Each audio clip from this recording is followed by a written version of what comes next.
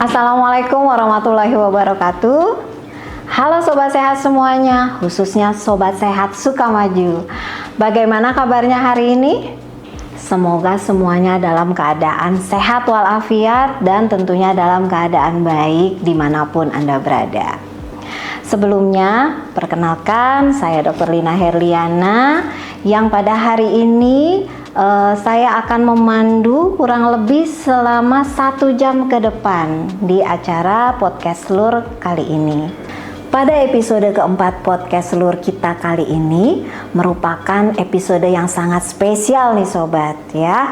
Karena pada hari ini kami dari UPTD Puskesmas Villa Pertiwi berhasil berkolaborasi dengan Rumah Sakit Primaya Depok. Dan selain itu juga hari ini tanggal 14 Maret 2025 itu bertepatan di mana seluruh dunia memperingati Hari Ginjal Sedunia. Selama 1 jam ke depan kita akan membahas seputar penyakit ginjal. Penasaran kan Sobat Sehat semua? Siapa narasumber kita kali ini? Ubur-ubur ikan lele. Yuk kita sapa narasumber kita daripada bertele-tele. Halo, assalamualaikum dokter. Waalaikumsalam dokter Lina. Ya, beliau adalah Dokter Katrina Setiawati, spesialis penyakit dalam, konsulen ginjal hipertensi. Beliau bertugas sehari-harinya di Rumah Sakit Primaya Depok. Apa kabar nih dok? Baik dokter Lina. Alhamdulillah, salam kenal ya dok. Ya, salam kenal juga. Selamat datang di studio kami yang kecil ini di Puskesmas Villa Pertiwi. Baik dok, nyaman ya dok. Alhamdulillah. Baik dok, kalau di Depok ini kalau nggak ada pantun itu kayaknya kurang sedep katanya ya, gitu. Iya, jadi saya punya pantun nih dok. Persediaannya banyak ya. Tolong dicakepin ya dok. Ya. Hari Minggu ke Sukamaju, Cakep. jalan-jalan ke suatu setu. Cakep. Pembahasan hari ini akan seru karena kedatangan tamu baru. Yeay. Mudah-mudahan nyambung ya dok. Baik dokter, pada hari ini tanggal 14 Maret tahun 2025 kita kan biasanya memperingati Hari Ginjal Sedunia ya dok ya, betul ya? Betul sekali dokter Lina.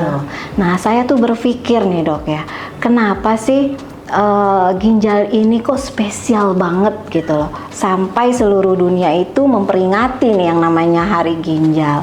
Padahal setahu saya ginjal itu kan merupakan salah satu organ tubuh mungkin yang tidak terlalu besar ya dok ya gitu ya, mungkin sebesar kepalan tangan kita mungkin ya. Nah, itu nanti mungkin dokter bisa jelaskan gitu ya, kenapa sih ginjal ini menjadi sangat spesial.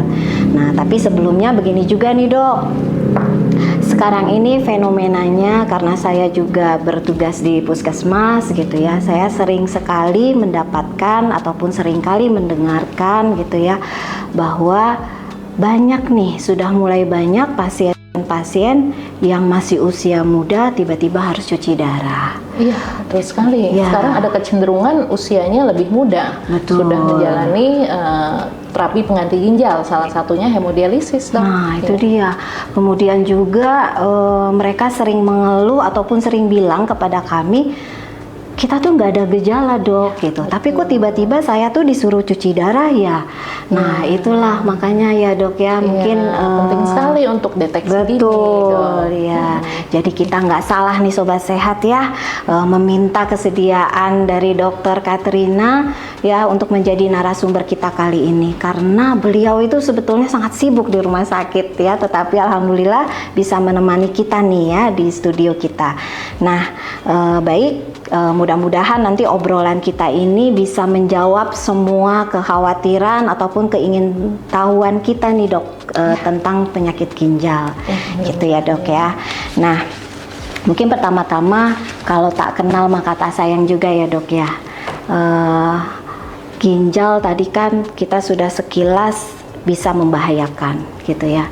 Nah kira-kira nih dok, ataupun mungkin para sobat sehat juga mau tahu ya, ginjal itu kira-kira fungsi utamanya apa sih dok di dalam tubuh kita?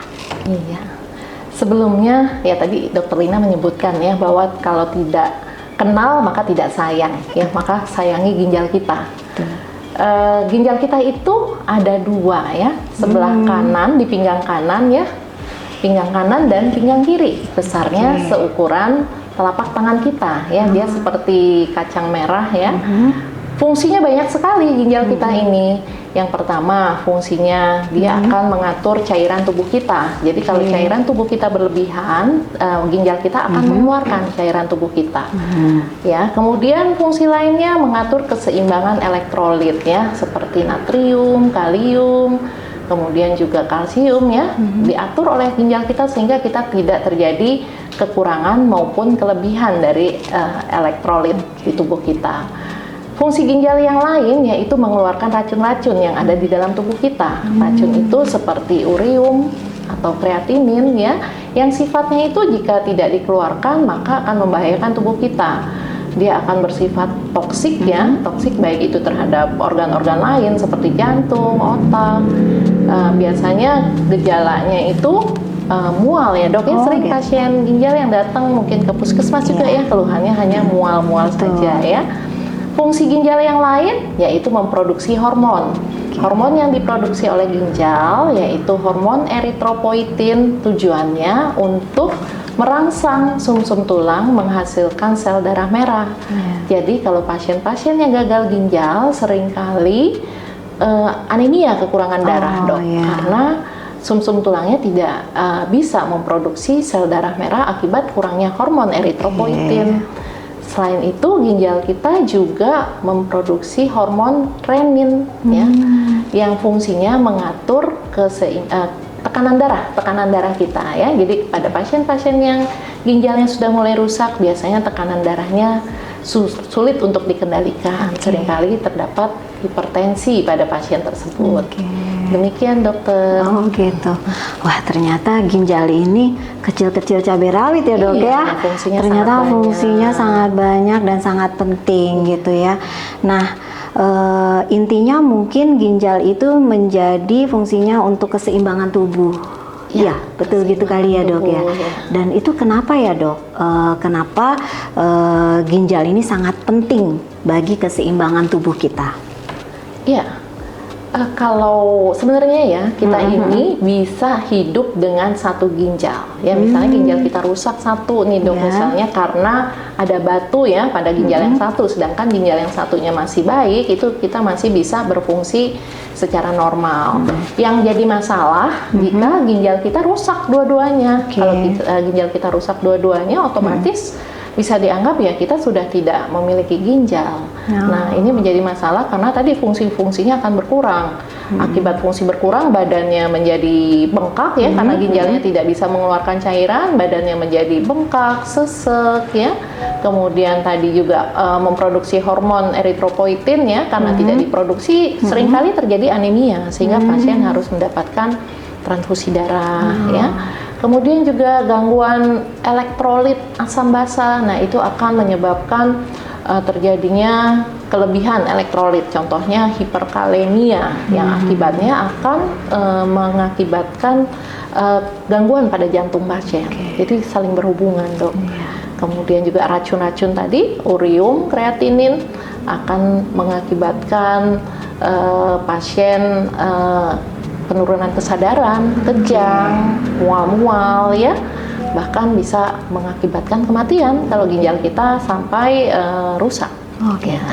Jadi efeknya bisa kemana-mana ya dok ya? Bisa kemana-mana. Baik. Nah ibaratnya nih dok, kalau kita di jalan raya nih, kan ada lampu lalu lintas ya, ada hijau, ada kuning, ada merah gitu ya. Kita tahu kalau hijau jalan, kalau merah berhenti. Nah kalau kuning ini kan hati-hati nih dok. Nah kira-kira mungkin dokter punya bisa sharing gitu ya sama kita semua, tanda-tanda bagaimana kita itu merasa, oh ginjal saya nih kayaknya udah mulai bermasalah nih, ada sesuatu nih. Nah mungkin dokter bisa jelaskan itu? Ya, kita mesti waspada pada kasus-kasus tertentu ya, apalagi yang mempunyai faktor risiko terjadinya kerusakan ginjal. Oke. Faktor risiko ini yaitu salah satunya adanya penyakit kronis yang sering menyebabkan kerusakan pada ginjal, biasanya yang terbanyak yaitu hipertensi ya, hipertensi, kemudian diabetes mellitus, kemudian radang ginjal atau glomerulonefritis, batu ginjal, dan juga penyakit autoimun. Nah, kalau ada faktor-faktor risiko ini, kita harus lebih waspada. Kita harus sering melakukan screening ya. Yang awal kita ke puskesmas ya, kan ada ya, di puskesmas pemeriksaan tekanan darah secara teratur, pemeriksaan glukosa darah secara teratur, dan yang sederhana pemeriksaannya yaitu pemeriksaan urin. Urin itu udah cukup dok untuk mendeteksi kelainan ginjal yang dini ya, seperti radang ginjal. Itu bisa dideteksi dari urin. Jika pasien merasa misalnya pinggangnya sakit ya, atau pernah ada riwayat batu ginjal, itu juga bisa dideteksi dengan menggunakan USG. Gitu. Jadi yang tadi dokter sampaikan itu merupakan faktor resiko ya dok ya, faktor resiko siapa saja yang bisa menjadi penyakit ginjal gitu ya. Tetapi itu bisa untuk semua umur dok? Kalau faktor resiko itu kebanyakan pada usia dewasa ya. Pada anak-anak kita harus waspadai penyakit genetik ya, penyakit yang diturunkan secara genetik. Contohnya penyakit kista pada ginjalnya. Itu seringkali kalau orang tuanya ada kista ginjal, anak-anaknya bisa ada yang menderita juga kista ginjal. Nah, itu bisa dideteksi dengan menggunakan USG ginjal. Iya, baik. Nah, tadi juga dokter sampaikan bahwa faktor resikonya adalah apabila mempunyai penyakit kronik ya dok ya, seperti yang mungkin yang banyak adalah hipertensi dan diabetes gitu ya dok. Berarti ada hubungannya nih dok ya antara penyakit ginjal, hipertensi dan diabetes, seperti itu ya dok ya? Ya, saling berhubungan ya. Kalau pasien mempunyai penyakit diabetes atau hipertensi yang tidak terkendali, jadi gulanya selalu tinggi ya, tensinya selalu tinggi, itu akan merusak ini organ ginjal kita ya. Organ ginjal kita akan rusak, kemudian ditandai tadi dengan adanya penurunan fungsi ginjal, urium dan kreatininnya akan meningkat ya. Dapat juga disertai dengan kelainan pada urin. Biasanya ada kebocoran protein dari ginjalnya. Nah, itu bisa dilihat dari pemeriksaan urinalisis, itu kelihatan. Seperti itu dong. Apakah ada batasan dok untuk peningkatan urium kreatininnya? Ya.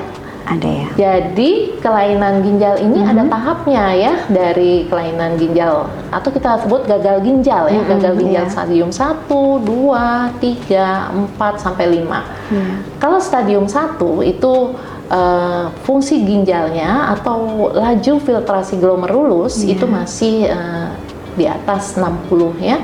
Kemudian dia akan menurun sampai stadium 5. Stadium 5 itu GFR atau laju filtrasi glomerulusnya di bawah 15. Nah, pada stadium 5 ini pasien sudah mulai memerlukan terapi pengganti ginjal. Terapi pengganti ginjal ini bisa berupa hemodialisis atau yang dikenal cuci darah ya, kalau orang awam ya.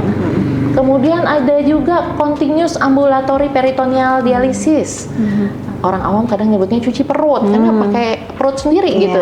Dimasukkan cairan, dibiarkan, kemudian dibuang cairan yang sudah dibiarkan di dalam perut ya. Yang ketiga, cangkok ginjal atau transplantasi ginjal.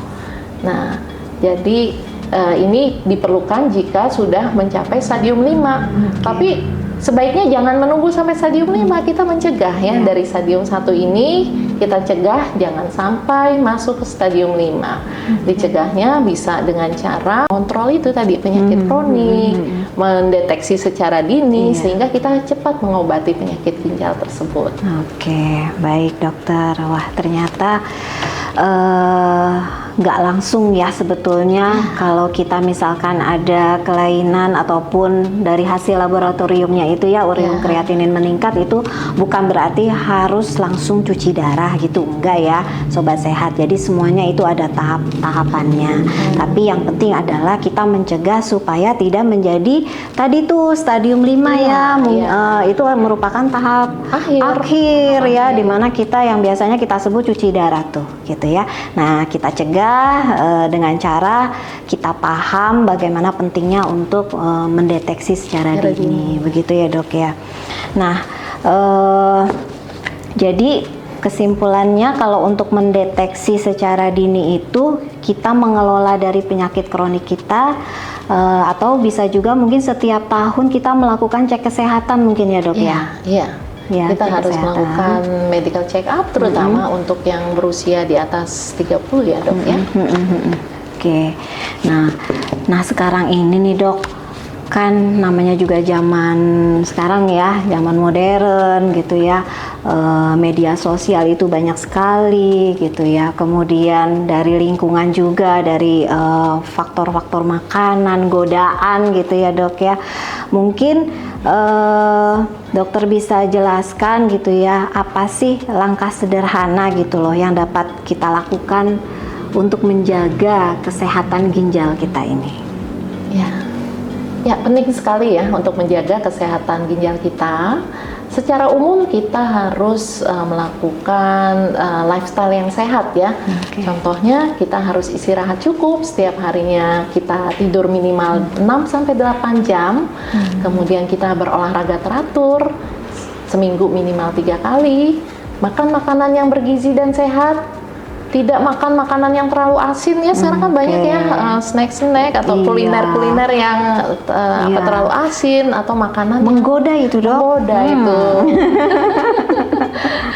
Dan juga makanan yang berpengawet Dok. Kan sekarang yang praktis ya, serba instan tuh, mie instan. Apa itu kita sebaiknya dihindari makanan-makanan yang berpengawet. Lebih baik yang alami ya. Gaya hidup sehat yang lain, kita tentunya tidak boleh merokok ya. Kemudian juga minum alkohol dan menjaga selalu agar berat badan kita ideal, tidak terjadi obesitas. Karena obesitas ini juga mempengaruhi ke fungsi ginjal kita. Dan kalau sudah ada penyakit seperti tadi hipertensi atau kencing manis, itu harus diobati secara teratur sehingga baik tekanan darah atau gula darahnya terkendali dengan normal ya, dengan baik ya. Baik ya.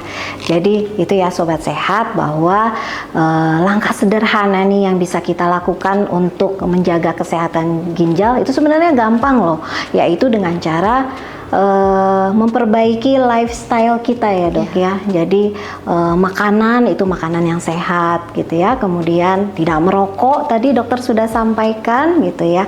Dan mungkin kalau kami nih Dok dari Puskesmas biasanya suka mengedukasi kepada masyarakat terkait mengkonsumsi bumbu ya, mengkonsumsi bumbu. Nah ini ada batasannya di setiap orang itu kebutuhannya ada gitu ya.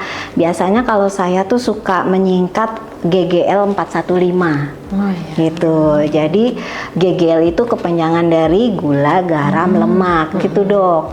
Nah 415-nya itu yaitu konsumsinya. Jadi kalau misalkan gula maksimal kebutuhan kita ini adalah dalam satu hari yaitu 4 sendok makan. Kemudian untuk garamnya untuk satu hari tidak boleh lebih dari 1 sendok teh. Kemudian untuk lemaknya ataupun minyak itu tidak lebih dari 5 sendok makan. Setuju nggak Dok kalau seperti itu Dok? Bagus sekali itu, saya mendapat ilmu baru nih di sini. Itu dari Kemenkes Dok. Jadi memang harus dibatasi ya konsumsi gula, konsumsi garam dan minyak harus dibatasi. Lebih baik kita pakai yang alami lah. Misalnya kalau manis pakai buah ya. Asin juga sebaiknya tidak terlalu asin karena itu memang tidak baik untuk ginjal kita. Sip ya. Jadi Selain ini nih dok, membatasi gula, garam dan lemaknya, mungkin ada lagi nggak dok pola makan gitu ya, pola makan khusus yang direkomendasikan untuk mencegah penyakit ginjal? Ya, ada. Jika ginjal kita tadi kerusakannya sudah sampai stadium 3 atau 4, itu kita perlu mencegah atau memperlambat supaya tidak masuk ke stadium 5 dengan diet rendah protein, ya. Biasanya itu kita menggunakan diet rendah protein sekitar 0,6 sampai 0,8 gram per kilogram berat badan per hari. Jadi kalau yang sehat biasanya proteinnya harus tinggi, justru yang ginjalnya sudah terkena, ini proteinnya harus dibatasi karena protein itu akan memperberat fungsi ginjal dan juga akan menaikkan kadar urea kreatinin. Jadi itu yang harus dilakukan. Tapi berbeda lagi jika sudah menjalani hemodialisis atau cuci darah ya atau CAPD, justru proteinnya harus ditambah. Karena sebagian protein akan kebuang dari hemodialisis, proses hemodialisis atau proses CAPD itu akan terbuang, sehingga proteinnya harus ditambah sekitar 1,2 gram per kilogram berat badan. Seperti itu, ya baik dok. Nah, bagaimana dok kalau dengan konsumsi air putih nih dok?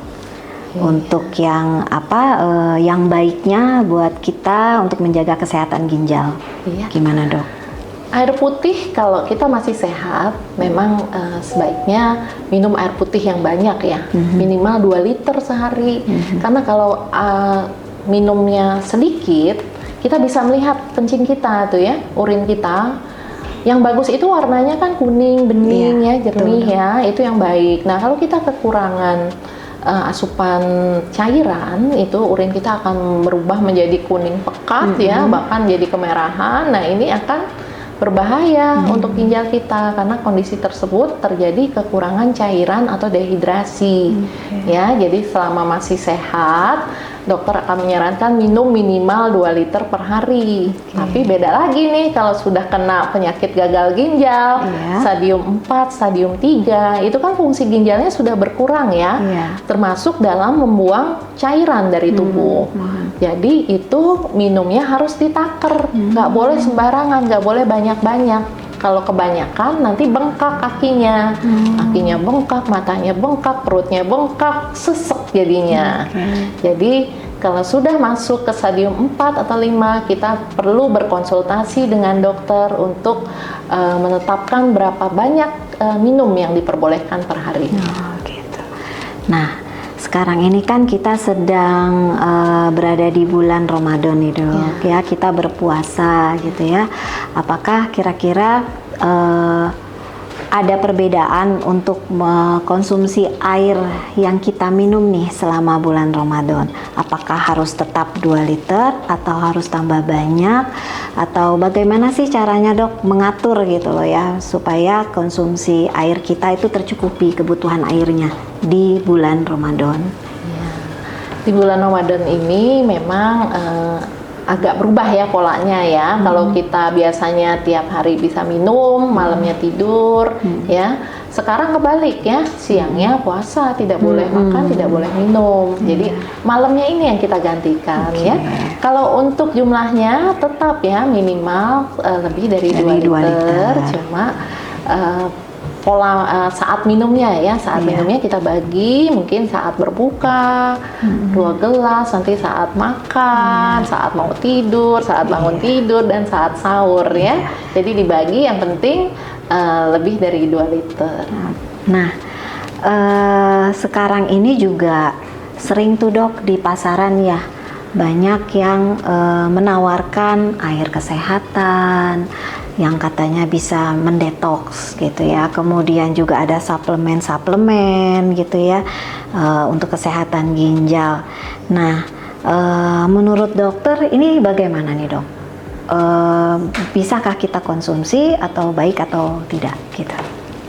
Ya, kalau sudah terkena penyakit ginjal ya, sebaiknya hati-hati ya dalam mengkonsumsi obat-obatan atau cairan atau terutama ini dok, herbal ya. Kan sekarang banyak ditawarkan herbal yang bisa menyembuhkan segala macam penyakit. Itu kita harus lebih waspada karena ginjal kita sendiri saja sudah menurun fungsinya, apalagi ditambah dengan zat-zat dari luar yang mungkin dosisnya kita nggak tahu gimana dosisnya, isinya kandungannya apa, sehingga kerja ginjal kita akan bertambah berat dan akhirnya akan lebih mempercepat perburukan fungsi ginjalnya.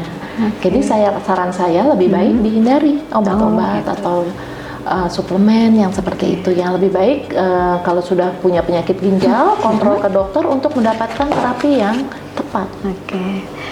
Baik, ini sedikit terjawab nih dok ya, karena selama ini kalau saya sedang di poli gitu ya, banyak sekali pasien yang menanyakan apakah saya boleh minum ini, gitu ya, suplemen, herbal, jamu dan lain-lain gitu ya.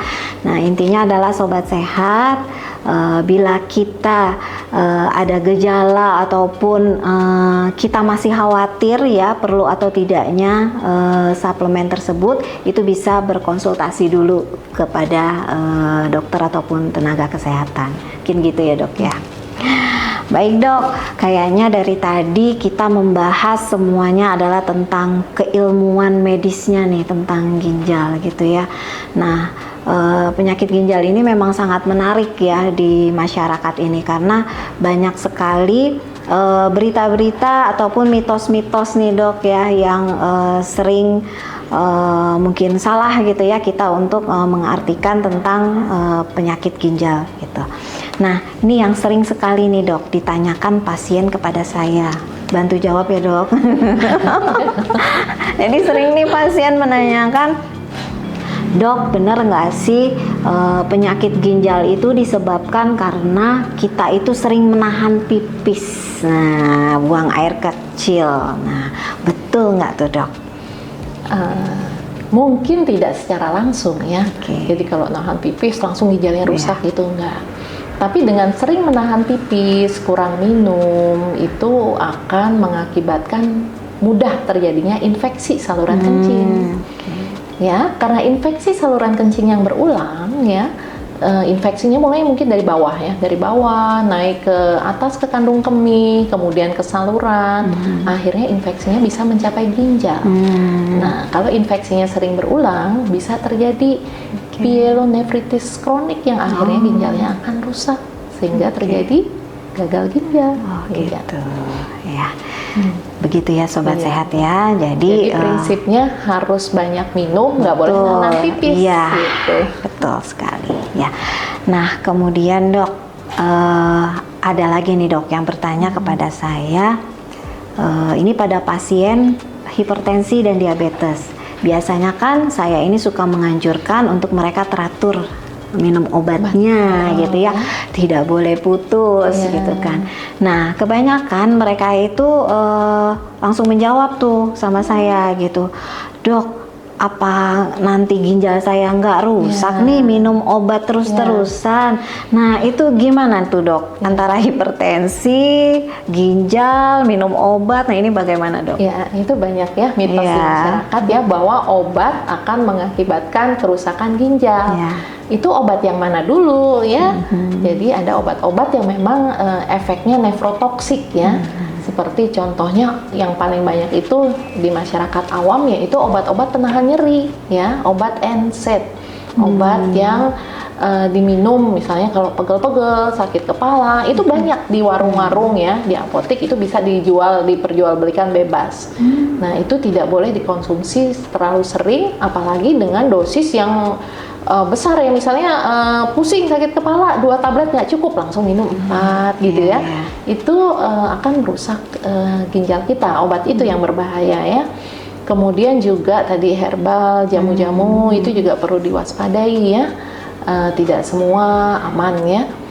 Dan yang lain-lainnya itu misalnya obat-obat yang memang bersifat nefrotoksik seperti kemoterapi ya, tapi itu kan jarang ya, tidak ada di masyarakat, tidak beredar. Nah untuk obat-obat hipertensi dan diabetes mellitus, justru obat ini akan melindungi ginjal kita Karena yang paling sering menyebabkan kerusakan ginjal atau gagal ginjal justru hipertensi atau diabetes mellitus yang tidak terkontrol dengan baik. Sehingga lama-lama ginjal kita rusak akibat tekanan darah yang tinggi dan juga gula darah yang tinggi. Maka sebaiknya obat-obat untuk hipertensi atau diabetes mellitus diminum secara rutin, teratur, dan satu lagi ada kemungkinan seumur hidup. Ya, harus rajin supaya ginjal kita sehat. Iya. Jadi insya Allah aman ya dok ya untuk minum obat hipertensi dan diabetes ya, dikonsumsi setiap hari. Baik, alhamdulillah nih sobat sehat, seru nggak pembicaraan kita kali ini ya.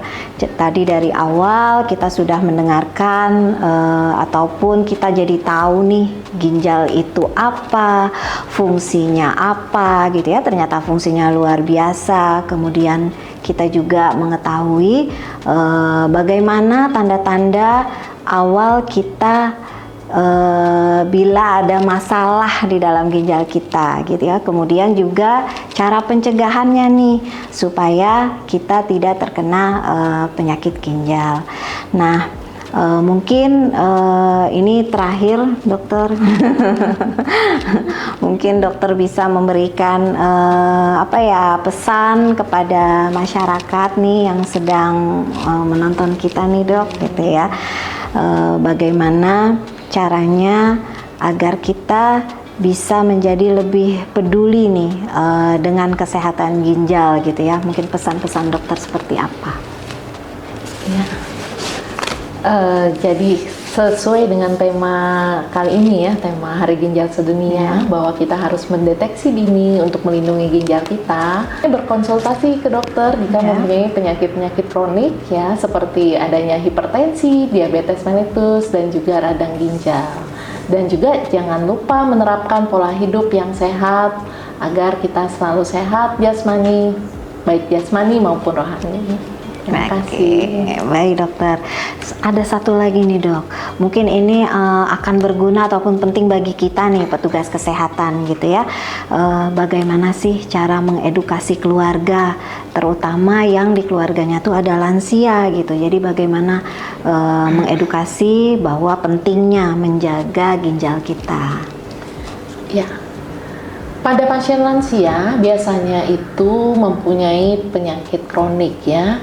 Penyakit kroniknya seringkali terjadi hipertensi, diabetes, dan juga pada lansia biasanya terdapat malnutrisi ya dok ya, kekurangan energi protein karena intake-nya yang sudah sulit kalau udah lansia itu yang sudah nggak mau makan. Seringkali terjadi dehidrasi pada lansia. Jadi sarannya sebaiknya asupan nutrisi yang cukup dan cairan yang cukup pada lansia ini mesti diperhatikan, disediakan makannya dan kemudian minumnya ya, kita taker, kita ukur, kita berikan kepada lansia. Dan juga jika mempunyai penyakit kronik harus rutin minum obatnya. Nah yang sering terjadi udah pikun, lupa kapan minum obat, kapan makan. Jadi yang sehat, yang masih muda mengingatkan dan menyediakan obat-obat yang harus diminum oleh para lansia dan juga obat atau vitamin yang harus dikonsumsi oleh lansia tersebut. Jadi butuh pendamping ya dok ya. Butuh pendamping. Nah, jadi kita nih sobat sehat, kita yang masih muda gitu ya, mempunyai anggota keluarga yang lansia gitu ya, jangan ditinggal para lansia kita ya. Kita temani ya, mungkin sekedar untuk mengingatkan minum obat ya. Apalagi sampai memantau makanan ataupun minuman yang para lansia kita konsumsi ya, itu akan menjadi amal ibadah juga buat kita ya dok ya, sobat sehat yang masih muda-muda nih gitu. Baik, alhamdulillah dokter, ternyata hari ini sungguh luar biasa. Kita nggak salah ya sobat sehat ya, mendatangkan narasumber yang luar biasa, yaitu Dokter Katrina dari Rumah Sakit Primaya Depok. Tepuk tangan yuk kita. Ya, jadi sungguh luar biasa materi yang ataupun bincang-bincang pada hari ini terkait kesehatan ginjal. Dari awal sampai akhir sudah dijelaskan sangat jelas gitu ya oleh Dokter Katrina bahwa betapa pentingnya kita mendeteksi dini terkait untuk kesehatan ginjal kita ya. Nah, mudah-mudahan obrolan kita hari ini nih Dok bisa menambah wawasan, bisa menambah pengetahuan dan meningkatkan kesadaran kita semua gitu ya, supaya kita jangan lengah untuk cek kesehatan secara rutin minimal 1 tahun sekali gitu ya. Baik dokter, tadi di awal saya sudah punya pantun gitu ya. Ditutup juga kayaknya harus pakai pantun nih Dok ya, biar sedep gitu ya. Cakepnya jangan lupa ya Dok. Ya. Ke Villa Pertiwi langsung pergi ke Tegal. Cakep. Jauh banget ya Dok. Membawa sedan berwarna putih. Cakep. Jagalah kesehatan ginjal dengan rajin minum air putih.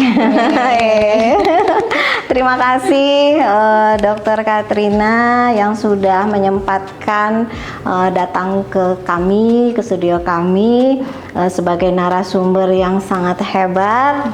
Terima kasih dokter. Terima kasih juga Dok sudah diundang. Iya. Sering-sering ya Dok nanti. Kemudian terima kasih juga kepada sobat sehat semuanya yang sudah menyimak kami dari awal sampai akhir. Jangan lupa ya untuk subscribe dan rating di platform YouTube kami. Mungkin ada sedikit quotes dari saya. Investasi terbaik adalah investasi pada kesehatan Anda. Ingat, tubuh yang sehat adalah rumah bagi jiwa yang bahagia. Jangan menunda hidup sehat karena setiap detik sangat berharga. Sampai jumpa sobat sehat semuanya di episode podcast Lur berikutnya. Terima kasih. Wassalamualaikum warahmatullahi wabarakatuh.